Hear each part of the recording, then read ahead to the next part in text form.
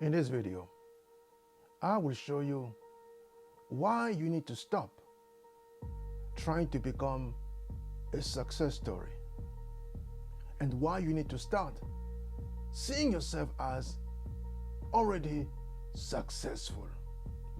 Dimitri here, let's get right into it. I know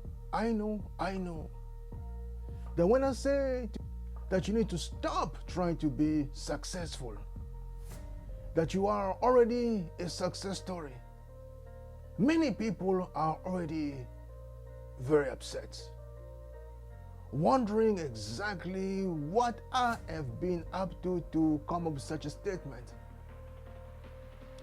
But here's the funny thing. Statements are the foundation upon which everything revolves. Let me just prove it to you.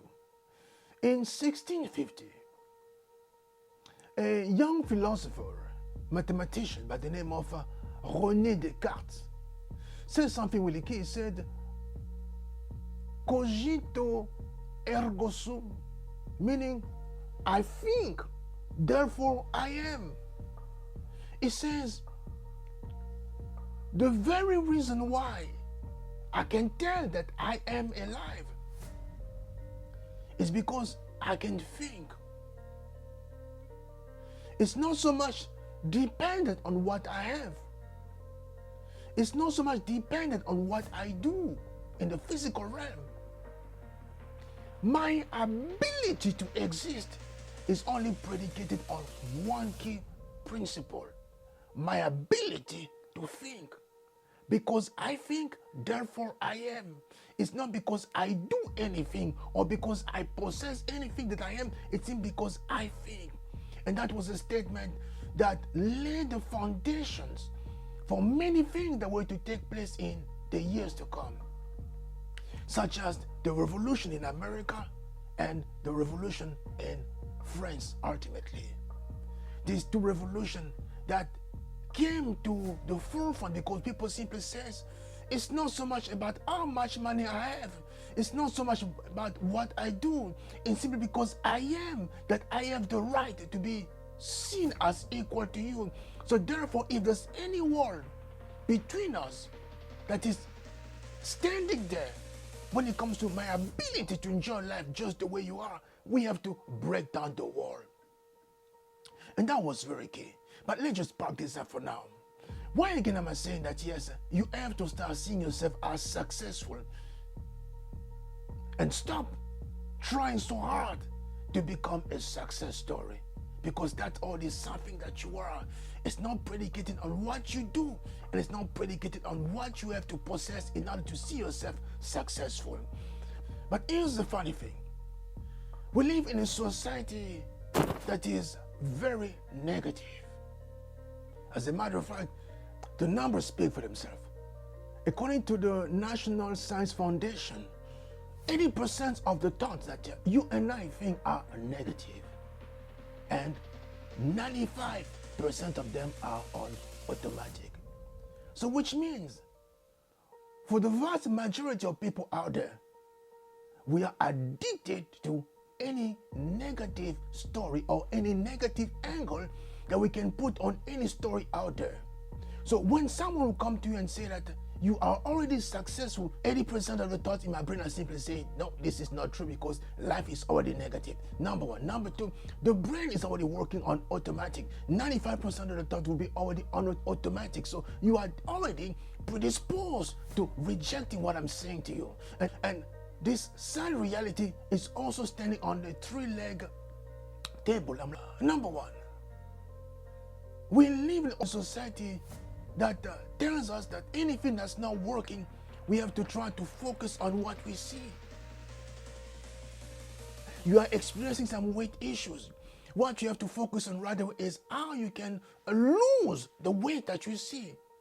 But you don't focus on any thoughts that may have caused you or predispose you to eating the way you've been eating and not exercising the way you ought to. So you only focus on what you see. And as a matter of fact, it's a beautiful story. For those of us who were raised in the 60s or 70s or early 80s, back in the days when it comes to watching TV, if and when you're watching the TV set, and for some reason there's some static in your TV, before you can even send someone on the roof to try to fix the position of the antenna, what most of us will do is we will simply go to the TV and bend the TV, because you say to yourself, as I'm bending the TV, as I'm bending the physical unit, I'm readjusting something within the TV structure. And that's going to help me have access to a better image quality as far as the TV is concerned. And the same mentality has been now passed on to many areas of our life. If something is not working, then you're going to try to shake it up, to simply readjust things, because you said to yourself, yes, life is about simply shaking things up in order for you to get a better result. So if you are not seeing the quote-unquote the success you want to see, then you have to simply start shaking your body up. Because as you shake your body up, or you simply put yourself in the routine of working long hours, working more jobs, and being gone from your home for extended long periods of time, then you believe you're going to reach a point where you're going to access better results. That's the first leg of this faulty way of thinking. The second leg of this faulty way of thinking is what I was talking about a few days ago. In 1895, when Gustave Le Bon in France put together this book called The Crowd, or La Foule in French, that book became then the tool by which many people in leadership positions standing and finding ways to manipulate the minds of the crowds, because they came to realize that the crowds were never rational. The crowds were always following the loud voices within the environment. So if we could just inject a particular idea that will be embraced by the loud voices within the crowd, then the crowd, by virtue of not being rational, they will simply follow these loud voices, and we're going to simply manipulate them to believe and to behave in any way we want to. So that was something that the marketers started using, and politicians such as Adolf Hitler also started embracing. And the result are what they are. Again, the crowd. Inject an idea into the loud voices within the crowd, and because the crowd is not rational, the rest of the crowd will simply start following that. And I was able now to move from this macro level to the micro level, to show you that even on the personal level or individual level, we also are dealing with crowds. The crowd within. There are many voices that spoke over us in our formative years, when our brain waves were such that we are open to everything that the world out without was about to impose on us. And these voices were either positive or negative. But because we live in a society where most of us are predisposed to thinking negative thoughts, and 95% of these negative thoughts become automatic, we tend then to focus on the negative voices that spoke over us in our formative years. So as a result, we start behaving according to the voices from the past, and more specifically, the negative voices from the past. They said I could never amount to anything. They said I was never good enough to do anything productive or constructive as far as society is concerned. So even though I was able to go to post-secondary education and able to get some degrees, and I'm now working in a very nice environment, I cannot see myself as successful. As a matter of fact, the minute I start seeing that a measure of success is coming my way, I'm going to start behaving in a way that's going to be self-destructive, because I want to conform to the idea or the image of all these loud voices within the crowd that I'm actually dealing with within myself. And that's the second thing. The third thing is simply something more interesting. So not just what the others have actually injected within us, but ultimately what happens is we also start embracing these ideas, and this becomes basically the only filter through which we actually see the world. Let me prove it to you. In the 1960s, there was a gentleman in America, a scientist by the name of Aaron T. Beck, who came up with a brilliant idea. He called it the mental filtering, which was simply the following. It was all about a case of cognitive distortion of reality. Life is what it is in front of you, but you will simply choose through certain mechanism in your brain to only focus on the negative. And he was able now to go on to manifest 3 steps through which people were actually being negative, not only towards themselves, towards the life around them, and also towards the future. So more specifically, it says it looks like most people, when he's talking to them, they very quickly start giving him negative thoughts, sharing negative thoughts. And these negative thoughts actually broke it down in 3 different instances. Number 1, it would simply be a case of looking at life from the vantage point of black or white. So it's either good or bad. So I'm going to work. I did a fantastic job. But because somehow someone did not look at me at the end of the day to say good job, I'm going to focus on that one particular individual. So because I did not get the full recognition, this one individual is going to become the filter through which I'm going to assess the value of my own job. Number 1. Number 2, discount. You're going to do a job and someone's going to offer verbally a very small criticism or feedback as to what you could do better. So instead of focusing on the 95% of the good thing that this person actually said, you'll be focusing on the 5%, and that 5% will become simply the voice, the loud voice that will simply cause you now to look at your work in a less than glorious manner. And number 3, labeling. You're gonna look at the same report that you put on the table for others to consider. One voice stands out and says, not good enough. Then you're going to forget the 99% of the good and positive reviews about your work and focus on the not good enough. And the not good enough is going to become the only label by which you're going to go. And this becomes basically the filter through which you're going to be looking at not only your contribution and the rest of your work as far as your presence at work is concerned. And of course, as you can see, this is quite detrimental when it comes to your ability to start seeing yourself as successful and stop trying to become successful because you are already successful. Let me just give you a particular story that's going to show you that this is nothing new, that even when it comes to spiritual levels, the same reality is also something that is causing people to miss out on many great opportunities out there. When this man by the name of Abraham heard that he was going to have to sacrifice his only son, Isaac, he started walking towards the mountain. At one point, he dismissed all the people that were working with him.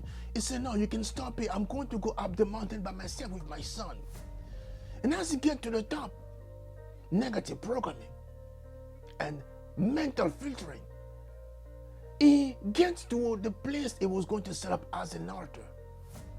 I am sure as he was gathering the sticks to put together around the offering, he must have seen that there was a ram standing right there.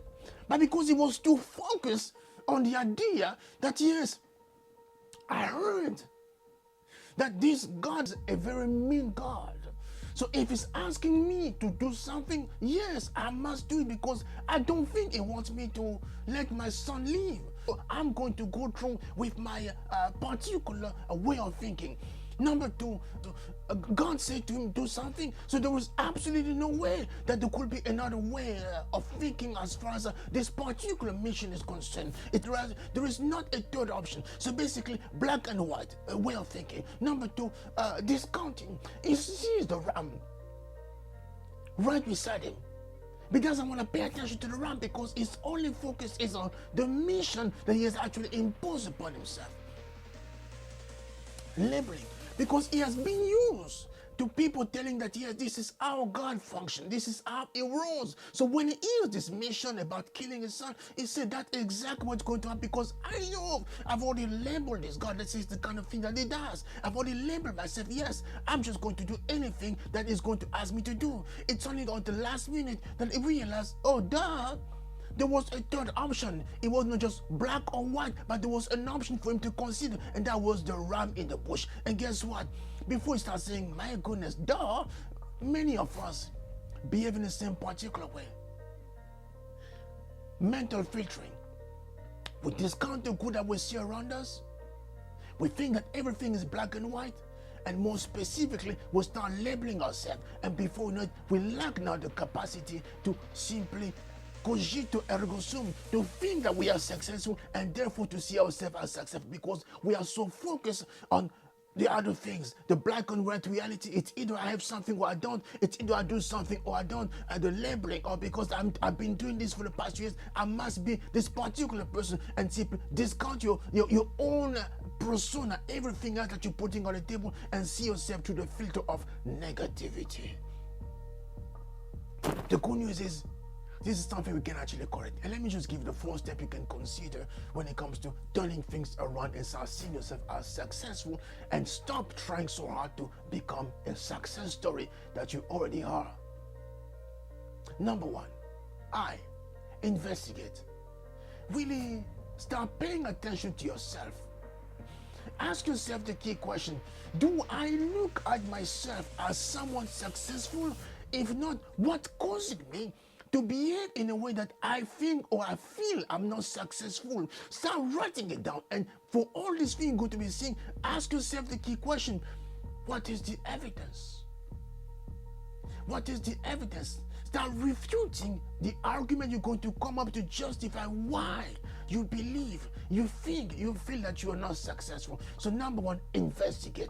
Become an investigator as far as your mind is concerned, as far as the internal programming is concerned, because you're trying to catch as many negative thoughts and as many negative feelings when it comes to where you already are. Because if you can catch them, you're going to slowly but surely now start replacing them with better thoughts. That's number one. Number two, abundance. Start seeing yourself from a place of abundance. And let me just share something really key with you.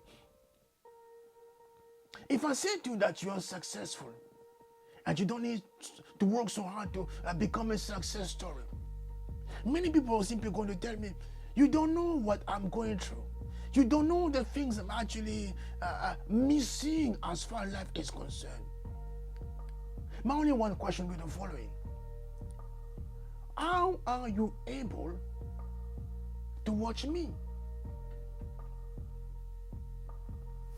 Are you using a cell phone? Are you using a tablet?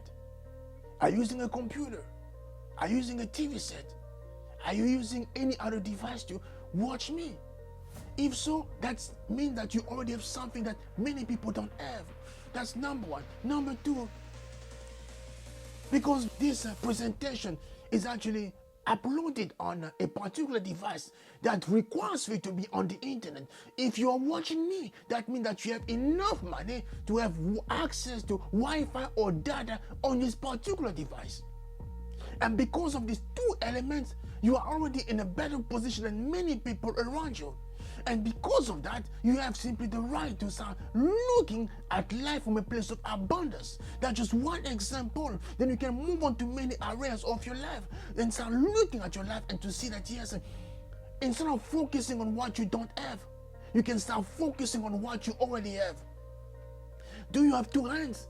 Are they still working? That's a plus. Do you have two legs? Are they still working? That's a plus. Do you have two eyes? Are they still in working order? That's a plus. So that means you are already operating from a place of abundance. So that's number two. Number three, amplify now this message of abundance as far as your life is concerned. How about focusing on becoming grateful for what's already there, for who you already are? Amplify that to the point where it becomes now the loudest voice as far as the crowd within is concerned. Last but not least, instead of focusing on just working hard, putting in more hours as far as your work is concerned, how about you start focusing now on something really key? The software of your life, your mind, the thoughts that actually go into your mind. How about you now start paying attention to the quality of this thought, the health of your mind, by focusing on the ecosystem in which you allow for this mind to operate? Let me tell you why this is particularly important. You think the way you think, and you feel the way you feel, based on the ecosystem or the environment in which you move on a daily basis. If you want to just remove yourself from this particular environment, from this particular ecosystem, and put yourself in a totally different environment, this new ecosystem is now going to start challenging you to start expressing certain traits about your DNA that you didn't know were there. It's going to now challenge you to now start behaving in a particular manner. And as you change this behavior, slowly but surely, the outcome are going to be different. And in the end, you're going to simply see what Abraham should have seen from the very beginning.